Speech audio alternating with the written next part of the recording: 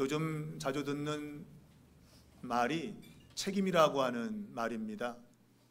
어떤 일이 생겨서 그 일에 누가 책임 있느냐, 이게 지금 온통 사회를 시끄럽게 하고 있습니다. 이 책임이라는 말이 국어 사전에는 맡아서 행하지 않으면 안 되는 일이라고 되어 있습니다. 또한 이 말은 자신이 행한 모든 행동의 결과를 부담하는 것, 자신이 그것을 부담하는 것, 그것이 책임이라고 하는 것이죠.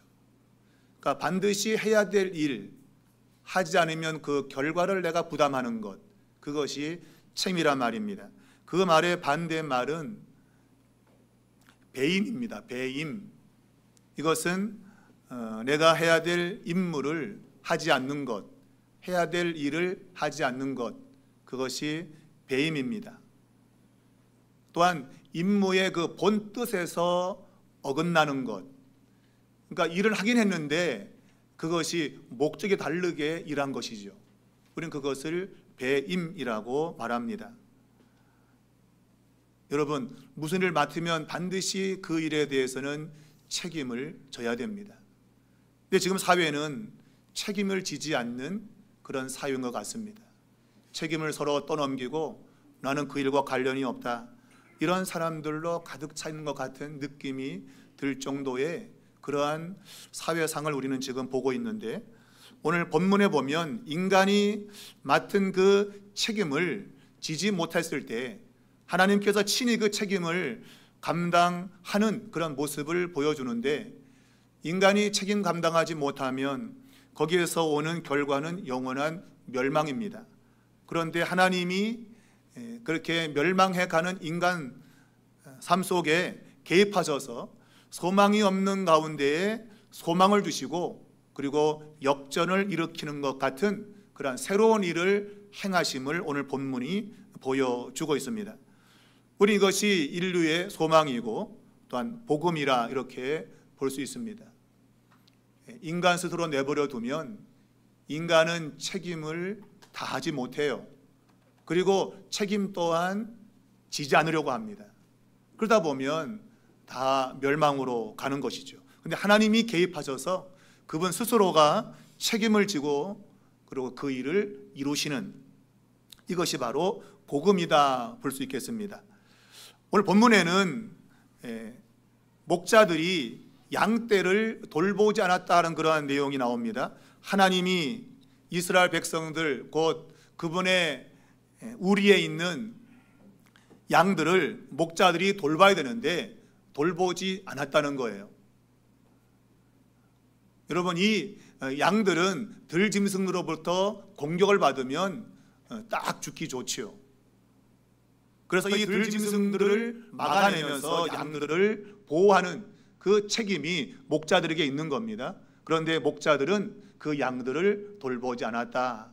도리어 양들을 흩어버리고 멸하는, 마치 들짐승이 행하는 그러한 일을 했다는 혐의를 받고 있습니다. 혐의. 요즘 이 사회에 혐의라는 말도 많이 나오잖아요. 혐의가 있다. 우리 목자들이 그런 혐의를 받고 있습니다. 그리고 하나님은 그들을 법정에 기소를 합니다. 재판을 하면 반드시 그 일에 대한 것들의 판결을 내리게 되잖아요.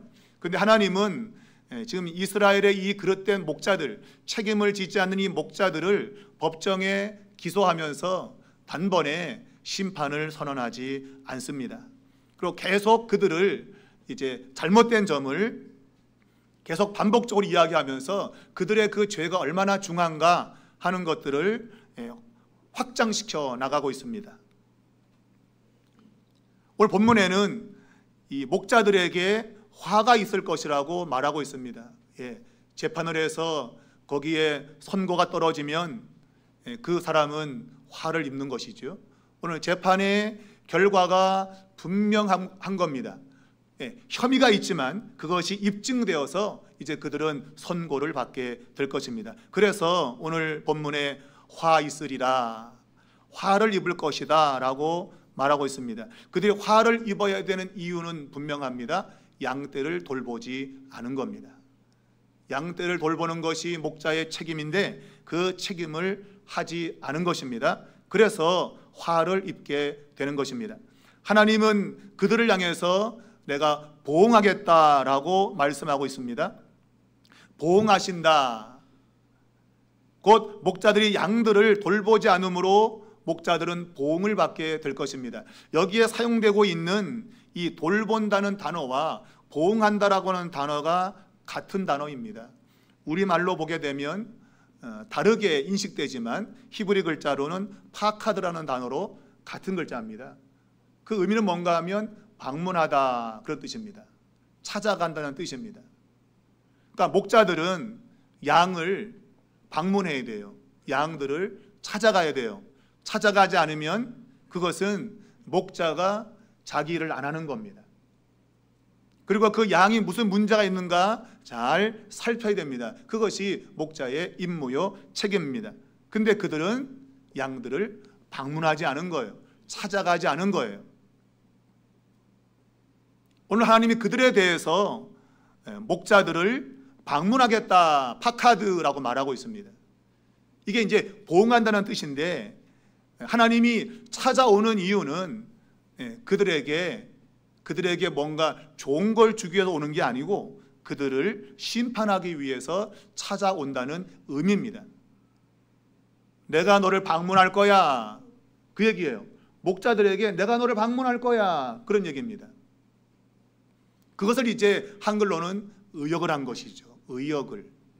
그래서 보응한다 이런 뉘앙스로 우리가 지금 듣고 있는 것이죠. 자, 하나님이 이 목자들을 왜 방문하는가? 그것은 그들을 때리기 위해서입니다. 우리말에도 손 좀 봐줘라 그런 말 있잖아요. 손 좀 봐줘야겠네. 이 말은 두 가지 의미가 담겨 있는데 하나는 뭔가 부족할 때, 뭔가 좀 보충할 것이 있을 때 야, 저 손 좀 봐 그러잖아요. 뭔가 부족해. 그러니까 잘 좀 만져서 보충해. 그런 의미로 손을 보라 그러죠. 근데 또 하나의 의미는 야, 너 좀 손 좀 봐야겠다 그러면 뭐예요? 좀 맞아라 그런 얘기죠. 좀 맞아라 이 자식아. 그거예요. 그러니까 똑같이 손을 보는 건데 의미가 그렇게 다르게 담겨 있는 겁니다.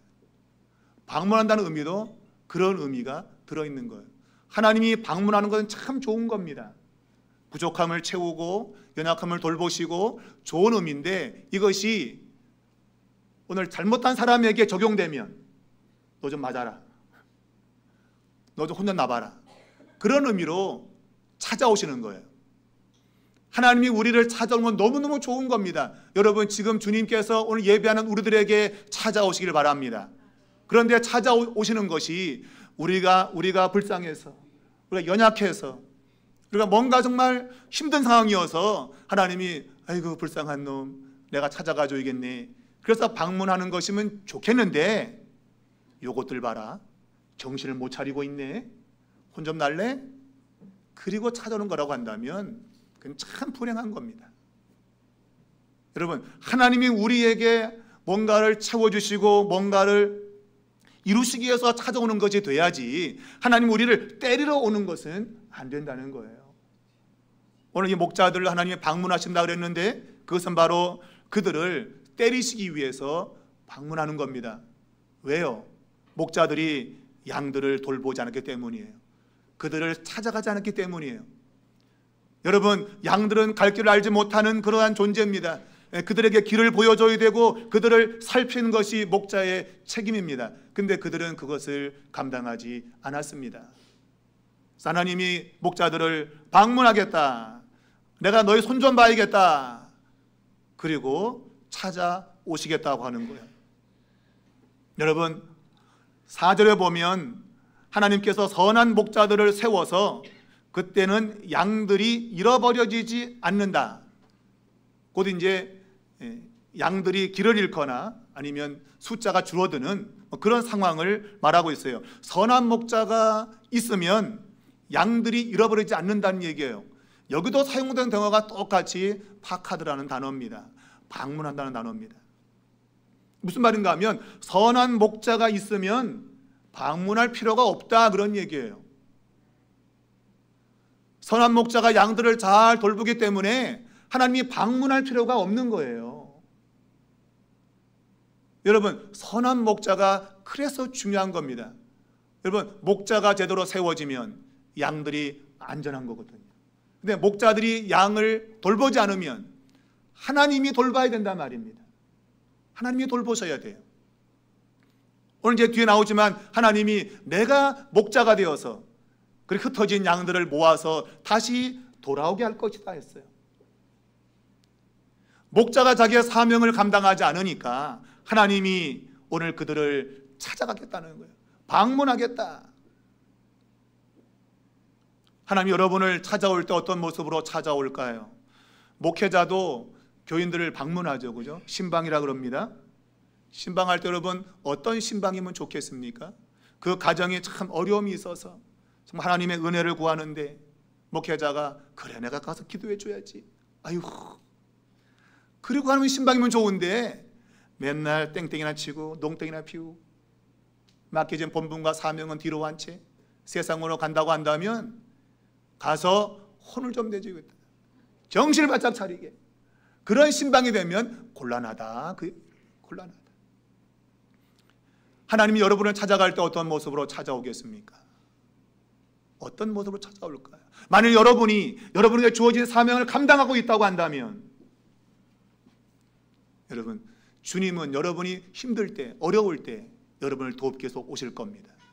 그러나 그것이 아니고 내게 주어진 일들을 팽개쳐 버리고 내 멋대로 살 때는 하나님께서 손 좀 봐야겠구만 그리고 오실 거예요.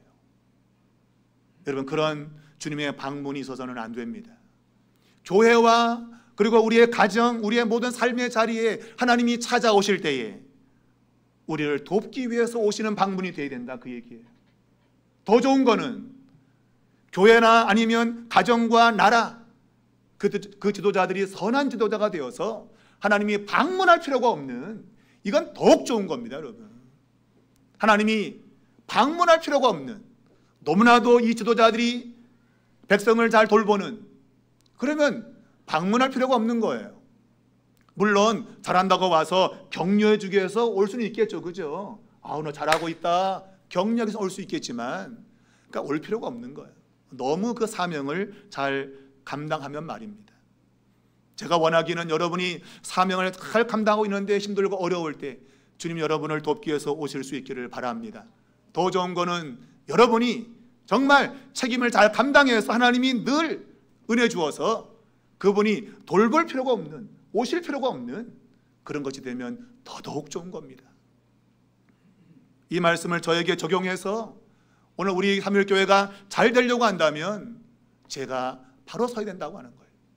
목회자가 바로 서지 않으면, 목회자가 양들을 돌보지 않으면, 양들을 돌보지 않고 딴 데로 막 그냥 다니면 방문하시겠죠, 그죠? 누구를? 저를 방문하시겠죠. 저는 혼나는 거예요. 그러면 여러분, 저 터지는 거예요. 여러분, 그런 일이 없기를 힘쓰겠습니다. 여러분도 제가 여러분과 떨어진, 그런 동떨어진 삶을 살지 않도록 기도해 주시면 감사하겠습니다. 오늘 본문에는 인간과 하나님이 또한 대조가 되고 있습니다. 여러분, 인간은 과거에 매여 사는 그러한 습성들이 있습니다. 오늘 이 목자들이 양떼를 몰아냈다, 흩어지게 했다고 말하고 있습니다. 아, 우리의 삶이 지금 이 목자 때문에 다 망가졌어, 흐트러졌어. 그리고 사람들이 막 한탄하는 것이죠. 그런데 하나님은 흩어지고 다른 나라로 다 내몰린 그런 양떼를 내가 다 모아서 다시 이곳으로 오게 하겠다라고 말하고 있어요. 여러분, 사람은 과거에 매입니다. 아, 지난날에 좋았는데 왜 이런 일이 벌어졌는가? 우리는 다 흩어졌고 지금 너무 힘이 없다, 연약하다, 이렇게 생각해요. 그런데 하나님은 야, 그러냐? 그러나 신경 쓰지 마. 내가 새로운 일을 행할 거야. 하나님은 과거가 어찌됐든 상관이 없어요, 여러분. 과거를 묻지 마세요. 노래방에서 불지 말고 여러분의 신앙에서 불러야 돼요. 과거를 묻지 맙시다. 우리 미래를 향해서 나갑시다. 여러분, 믿음 있는 사람은 과거를 보지 않습니다. 미래를 바라봅니다. 하나님 행하실 새 일을 바라보고 미래를 향해서 나가는 사람이 믿음의 사람이에요. 여러분의 믿음이 있다면 여러분의 입에서는 옛날이 좋았는데 옛날에 믿음이 없는 겁니다. 여러분, 과거를 묻지 마세요. 하나님이 내가 새 일을 행하겠다고 지금 말씀하지 않습니까? 흩어져 있냐? 걱정하지 마라. 내가 다 불러 모아서 다시 이곳으로 오게 할 것이다. 하나님은 이렇게 하시겠다고 말하고 있습니다. 또한 그들이 생육하고 번성케 하실 것이라고 말하고 있습니다. 단지 모아서 돌아오게 하는 것뿐만 아니고 그들을 생육하고 번성케 하실 것이라고 말하고 있습니다. 우리는 지난날에 좋았던 것들이 다 사라져버리고 흩어진 내 인생을 보면서 한탄하고 탄식하는데, 하나님은 다시 모아서 내가 오게 할 거야, 또한 생육하고 번성케 할 거야 라고 말씀하고 있다는 것이지요. 여기 사용되고 있는 생육하고 번성한다는 이 단어는 창세기에 하나님이 세상을 창조할 때 사용된 단어입니다. 1장 22절에 새와 짐승을 만드시고 생육하고 번성하라 그랬습니다. 사람을 창조하시고 생육하고 번성하라고 했습니다. 그리고 창세기 9장에 보면 노아 홍수 이후에 여러분 모든 인류가 죽어버리고 노아의 가족만 남은 그때에 생육하고 번성하라고 했습니다. 그리고 출애굽기 1장 7절에 보면 이스라엘 백성들이 애굽에서 노예생활을 할 때, 아주 힘들 때 하나님은 그들의 숫자를 증가시켰습니다. 그때 사용된 단어가 생육하고 번성했다고 되어 있습니다. 이 말은 하나님은 새로운 일을 행하신다고 하는 분입니다. 여러분, 오늘 이들의 이 사건은 그들이 바벨론 포로에서 돌아오는 이야기를 하고 있는 겁니다. 그들의 삶이 지금은 비참하고 이제 포로로 끌려가서 고통스러운 삶을 살겠지만, 그러나 하나님이 다시 돌아오게 할 것이고, 하나님은 그들을 생육하고 번성케 하시는 새로운 출애굽을 시키겠다고 약속하고 있는 거예요. 바벨론 포로 기환은 새 출애굽입니다. 생육하고 번성했다. 이것이 바로 이스라엘 백성들이 애굽을 나올 때의 상황을 이야기하고 있습니다. 여러분, 하나님은 새로운 창조를 이룰 수 있는 능력의 분입니다. 여러분, 그것을 믿는 것이 믿음인 것입니다. 여러분, 과거에 좋았던 것 그리워하지 말고, 지금 흩어져 있는 내 인생을 보고 탄식하지 말고, 하나님이 우리를 모아서 하나님이 생육하고 번성케 할 것을 믿음의 눈으로 바라보시기 바랍니다. 하나님은 언제든지 새로운 일을 행할 준비가 되어 있습니다. 만반의 준비가 되어 있습니다. 이 사실을 믿음으로 바라볼 때 하나님의 역사는 여러분의 삶, 우리 교회, 이 나라, 이 민족에 나타나게 될 줄로 믿습니다. 하나님은 이 쫓아낸 목자들, 맡겨진 책임을 감당하지 못한 이 목자들을 쫓아내고, 그리고 새롭게 목자를 세울 것이라고 말씀하고 있습니다. 1차적으로 하나님이 먼저 목자가 된다고 했습니다. 내가 목자가 되어서 양들을 모아서 다시 돌아오게 할 것이다. 그리고 그들 위에 나는 새로운 목자를 세울 거라고 말씀하고 있습니다. 여러분, 그러한 상황이 벌어질 때 놀라지 말라고 말씀하고 있습니다. 여러분, 놀라지 마라, 이 말은 명령하거나 아니면 권유하는 표현이 아닙니다. 이것은 하나의 그 상황을 서술하는 표현이에요. 우리가 힘들고 어려울 때 하나님이 두려워하지 마라, 놀라지 말라 그러잖아요.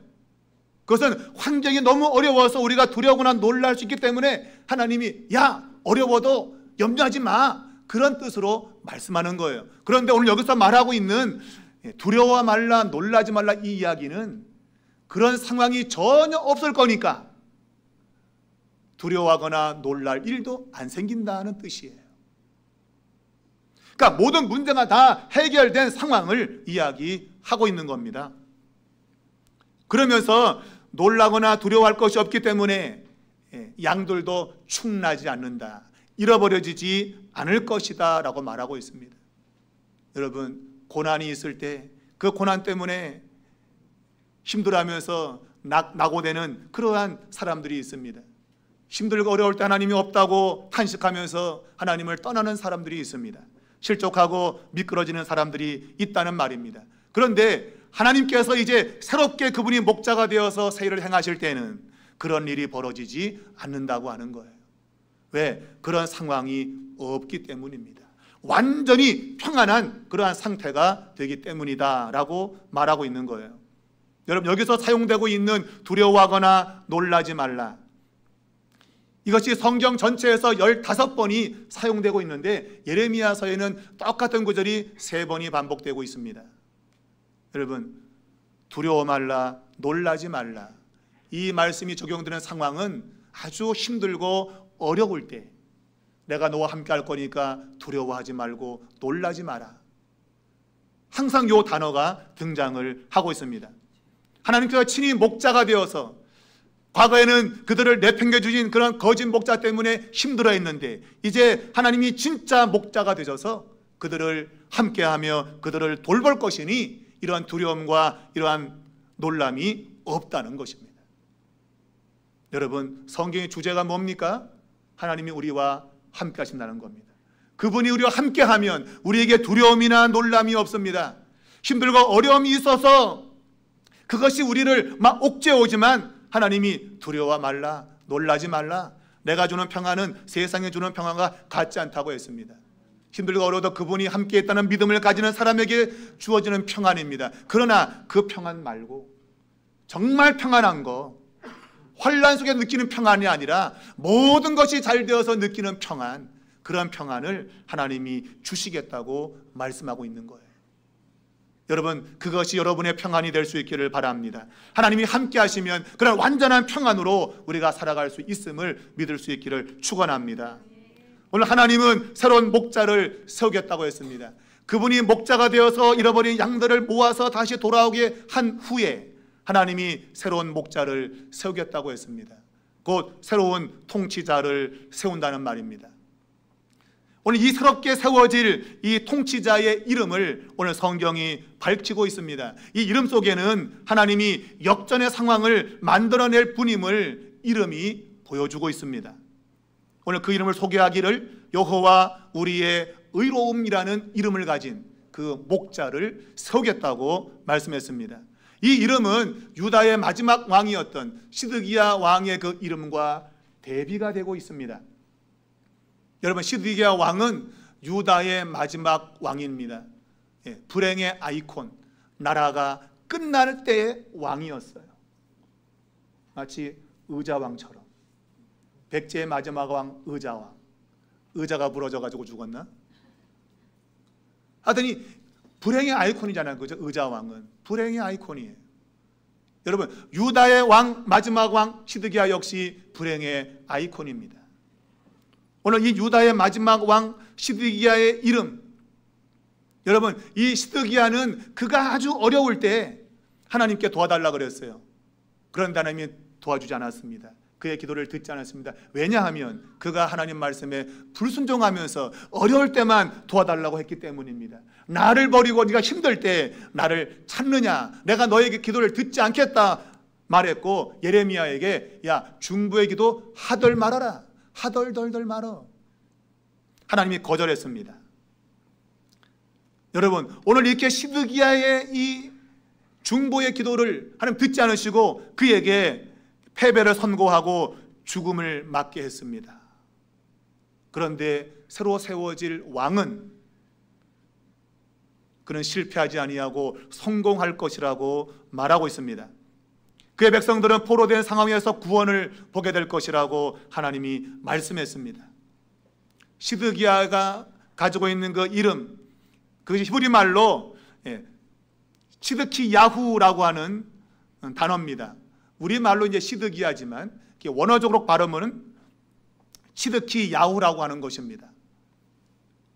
그런데 새로 세워질 왕의 이름을 성경은 야흐웨 시드케누라고 되어 있어요. 야흐웨 시드케누, 이것은 시드기야의 그 말이 단어가 뒤바뀐 거예요. 순서가. 그러니까 단어 뒤에 있던 것이 앞으로 가고 앞에 있던 것이 뒤로 간 거예요. 그러니까 단어의 위치를 바꾼 거죠.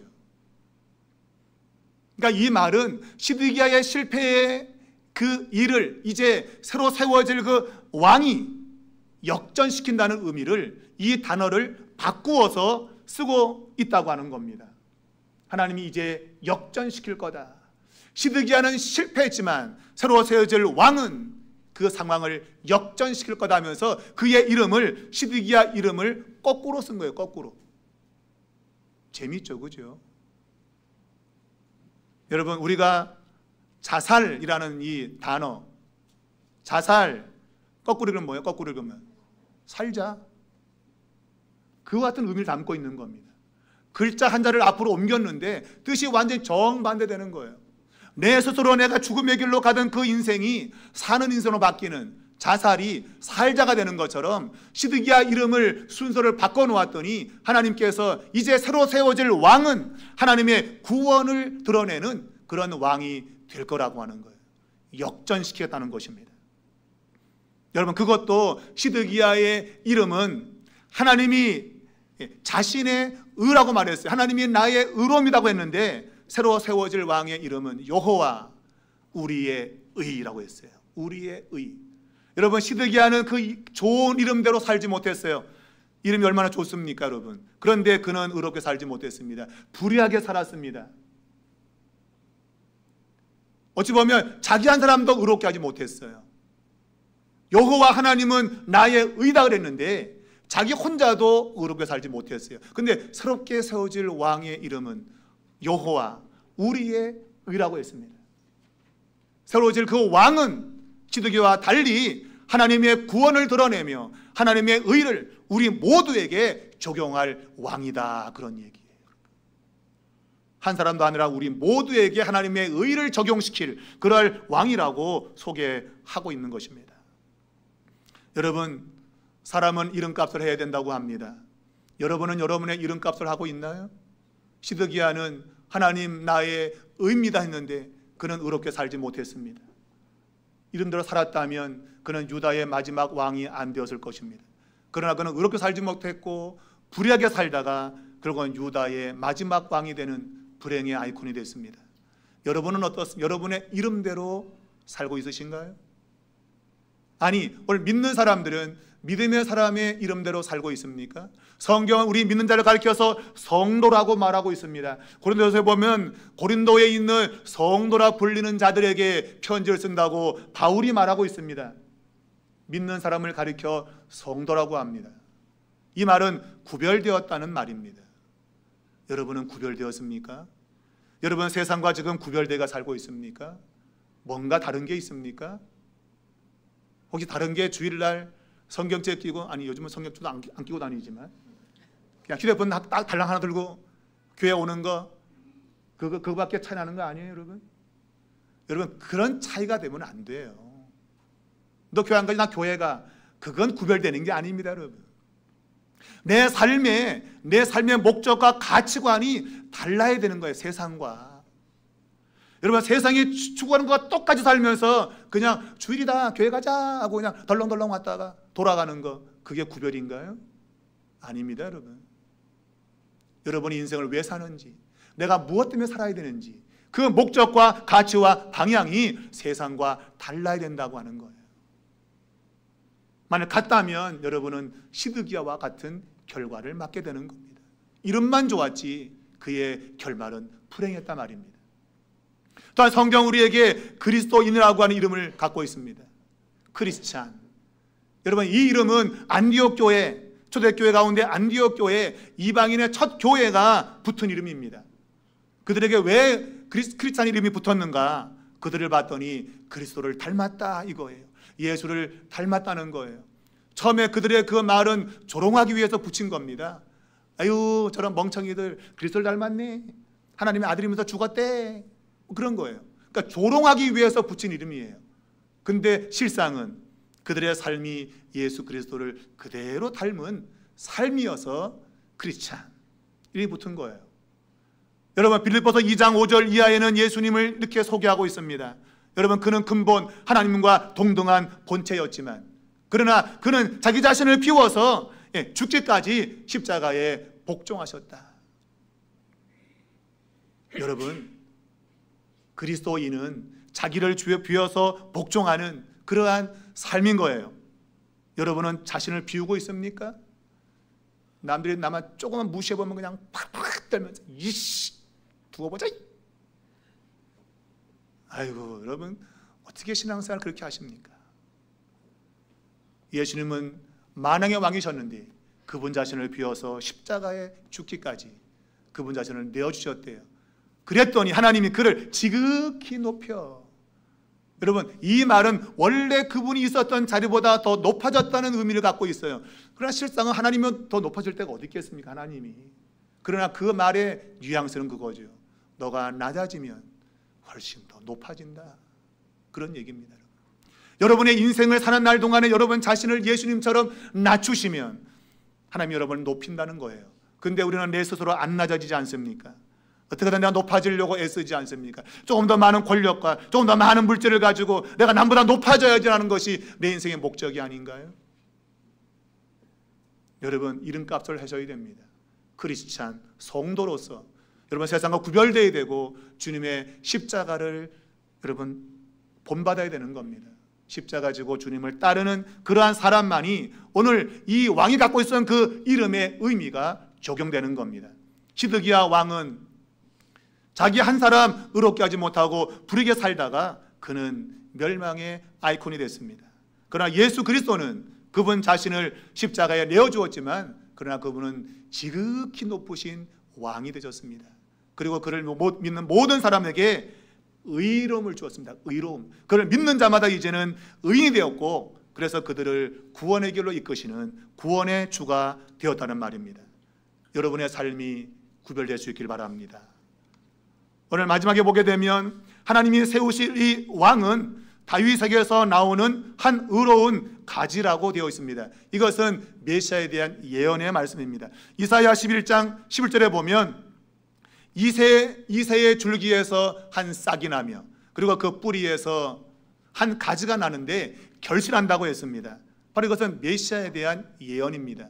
메시아가 다윗의 왕조에서 난다는 말인 것입니다. 근데 그를 표현할 때 오늘 가지라고 표현하고 있습니다. 가지. 원래 이 말의 의미는 뭔가 하면 싹이란 뜻이야. 싹. 무엇가 자랄 때 가장 작게 자라는 싹을 의미하고 있습니다. 그것을 이제 가지라고 표현했는데 원래 의미는 싹입니다. 그래서 의롭다는 얘기는 올바르다는 얘기예요.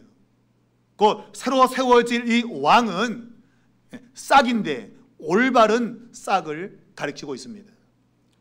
우리가 될성 부른 나무는 떡잎부터 알아본다 그러잖아, 그죠? 우리 예수님은 싹이었습니다. 이 싹은 잘라진 그루터기에서 자라는 싹입니다. 왜냐하면 시드기야 왕을 끝으로 이스라엘한 그 거대한 웅장한 나무는 잘라지기 때문입니다. 근데 거기에서 한 싹이 나오는데 그 싹이 의로운 싹이라고 말하고 있습니다. 올바른 싹이라고 말하고 있습니다. 절망 가운데 피어나는 이 싹을 통해서 하나님이 정의와 공의를 시행한다고 말씀하고 있습니다. 여러분, 싹은 눈에 잘 보이지 않습니다. 너무 작아서 보이지 않습니다만은 그러나 그 싹이 올바름을 추구하고 있습니다. 그래서 옳다는 얘기는 적법하다 그런 얘기입니다. 법에 맞는다는 얘기입니다. 법을 벗어나 있으면서 아주 거창한 것들이 많이 있습니다. 불법을 자행하면서 자기 자신을 거창하게 키운 사람들이 우리 주변에 많습니다. 그러나 그런 것들은 다 사라지게 될 겁니다. 그리고 오직 남는 것은 바로 올바르게 자란 싹. 남들이 볼 때는 참으로 힘없고 연약한 모습이지만 그 싹이 복음서에 보면 큰 나무가 된다고 말하고 있습니다. 여러분, 싹이라 할지라도 올바라야 됩니다. 올바른 싹이야말로 공의와 정의를 시행할 수 있는 그런 결과를 가져온다는 겁니다. 여러분, 목자들은 여러분 불의를 행하면서 실패했습니다. 그들은 외형적으로 볼 때는 거창했습니다만은 그들은 실패했습니다. 그러나 새로 세워질 이 왕은 올바른 싹입니다. 지금은 싹으로 보이지만 그러나 나중은 거대한 나무가 될 것입니다. 여러분, 오늘 이 의로운 가지, 이 싹의 특징을 말하고 있는데 오늘 지혜로 다스린다고 했습니다. 이사야 11장 1절 이하에 보게 되면 그 이새의 줄기에서 나오는 그 싹은 지혜가 있다고 했어요. 지혜와 총명이 있고 공의로 세상을 다스리고 성실로 다스린다고 말하고 있습니다. 그게 특징입니다. 지혜가 특징이에요. 새로 세워질 왕은 지혜가 특징입니다. 이 지혜가 뭔가 하면 분별력, 통찰력을 말하고 있습니다. 여러분, 주님을 믿는 자들, 주님의 다스림 받는 사람들은 분별력이 있어야 됩니다. 통찰력이 있어야 됩니다. 똥인지 된장인지 구분 못하고 사는 그런 사람이 얼마나 많은지 모릅니다. 이게 똥인지 된장인지 구분도 안 가고, 내가 지금 무엇 때문에 사는지 의미도 모른 채 살아가는 사람이 얼마나 많은지 모릅니다. 그런데 이 새로 세워질 왕, 한 의로운 가지는 지혜로 세상을 다스린다고 했습니다. 여러분에게 오늘 이 한 가지가 주는, 곧 메시아인 예수 그리스도가 주시는 그런 지혜를 얻을 수 있기를 바랍니다. 여러분, 그 분별력, 통찰력이 여러분을 살리는 겁니다. 여러분이 가지고 있는 물질이 여러분을 살리지 않습니다. 여러분의 명예가 여러분을 살리지 않습니다. 이 지혜, 이 분별력이 여러분을 살리는 것입니다. 그래서 로마서 12장 1절 이하에서 너희는 이 세상을 본받지 말고 오직 하나님이 기뻐하시고 온전한 뜻이 무엇인지 분별하도록 하라. 여러분, 그리스도인들은 분별력이 있어야 됩니다. 이 시대가 지금 어느 시대인지, 여러분의 삶이 지금 어느 자리에 와 있는지 여러분이 분별해야 됩니다. 여러분, 시편 90편을 쓴 모세는 말했습니다. 나의 날수를 계수하게 하십시오. 내가 지금 얼만큼 살았는지 내 날을 보게 해달라고 하나님께 기도한 내용을 보게 됩니다. 그가 지금 어느 지점에 서 있는지, 인생이 연수가 70이고 강건하면 80이라고 했는데 나는 지금 어디쯤 서 있습니까? 하나님, 나의 날을 계수하게 도와주십시오. 그게 바로 지혜인 것입니다. 내가 사는 삶을 내가 분별하려고 할 때 하나님은 그를 통해서 일하시는 것이죠. 강건하면 80인데 그는 120년을 살았습니다. 강건 플러스 강건입니다. 그러니까 무작정 나 건강 주세요, 의미가 없단 말이에요. 여러분, 의미가 없어요. 통찰력이 있고 분별력이 있고 내가 지금 어떻게 살아야 할지 의미를 아는 사람들에게 하나님이 지혜를 주시고 그 지혜가 분별력이 되어서 강건한 인생을 살 수 있단 말입니다. 여러분에게 오늘 이 분별력이 주어지기 바랍니다. 사람들은 시대를 볼 줄 모릅니다. 여러분, 날씨는 분별할 줄 알면서 시대를 분별할 줄 모른다고 탄식했던 주님의 음성이 여러분의 귀에 들려오시기 바랍니다. 여러분은 여러분을 어떻게 이해하고 계신가요? 여러분의 삶을 어떻게 분별하고 계십니까? 그냥 살다가 죽겠습니까? 여러분, 아무런 분별력도 없고 이해력도 없으면 결국 시드기야처럼 멸망하게 될 것입니다. 새롭게 세워질 왕은 반대였습니다. 생각했습니다. 신중했습니다. 내가 어떻게 행동해야 될지를 생각했습니다. 여러분이 그렇게 산다면 여러분은 새로운 삶을 살 것입니다. 오늘 이 바벨론에서 포로에서 돌아온 이 사람들의 변화된 관습을 이야기하고 있습니다. 전에는 애굽에서 나왔을 때 그 하나님을 두고 맹세했다 그랬어요. 그 출애굽 사건은 놀라운 사건이었기 때문입니다. 그런데 출애굽이 아무래도 놀라운 사건이지만 그 백성들은 변하지 않았어요. 맨날 불평하고 원망하다가 40년 광야에서 다 죽어버렸습니다. 아무리 출애굽이 위대한 사건이어도 그들은 변화되지 않았어요. 그런데 바벨론 포로에서 돌아온 그 세대는 이제 출애굽 세대는 잊어버렸다는 겁니다. 이것은 바벨론에서 돌아온 그들은 새롭게 변화되어진 그러한 삶을 살 것이라고 말하고 있는 거예요. 여러분, 바벨론에서의 포로의 기화는 새 출애굽을 가리키고 있고 이것은 예수 그리스도를 통한 구원을 상징하고 있습니다. 예레미야가 말했습니다. 내가 너희의 마음에 내 법을 새기겠다 했습니다. 바로 그 마음에 새겨진 법, 바로 그것이 오늘 우리에게 완전한 구원을 주고 우리의 변화를 준다는 것입니다. 여러분의 오늘 마음속에 하나님의 말씀의 법이 새겨져야 됩니다. 오늘 그런 사람을 통해서 하나님은 변화를 일으키고 그래서 새로운 관습이 되게 하시는 겁니다. 죄에서 돌아선 삶을 산다는 것입니다. 그런 사람들이 많이 미래를 꿈꿀 수 있고 미래를 자신의 것으로 만들 수 있다고 하는 것입니다. 여러분, 허황되게 여러분 잘 될 거야, 여러분 허황된 겁니다. 여러분, 하나님의 말씀을 쫓아서 오늘 하나님의 앞에서 내가 바르게 내 자신을 분별하게 될 때에 하나님은 내 삶에 새로운 변화를 주시겠다고 하는 거예요. 여러분, 예수님이 다스리는 그 나라가 바로 이러한 분별력이 있는 나라인 것입니다. 여러분, 지금 시대가 많이 어둡습니다. 많은 재앙과 재난이 겹쳐오고 있고 정말 길 나기가 무서운 그러한 시대에 우리가 살고 있으나 그러나 오늘 이 말씀 그대로 오늘 새롭게 세워질 이 왕인 예수 그리스도, 그분을 내가 믿고 의지한다고 한다면 하나님의 구원은 우리에게 반드시 이루어질 겁니다. 하나님의 역사는 새로운 일을 창조하는 그런 역사가 될 것입니다. 여러분, 하나님을 신뢰하십시오. 예수 그리스도의 다스림과 통치를 받으십시오. 그리고 시드기야의 실패를 여러분 교훈 삼고 그 이름을 바꾸어서 역전시키시는 새로운 왕, 우리의 의가 되시는 예수 그리스도, 그분을 왕으로 믿고 의지하시는 여러분의 삶이 되시기를 주님의 이름으로 축복합니다.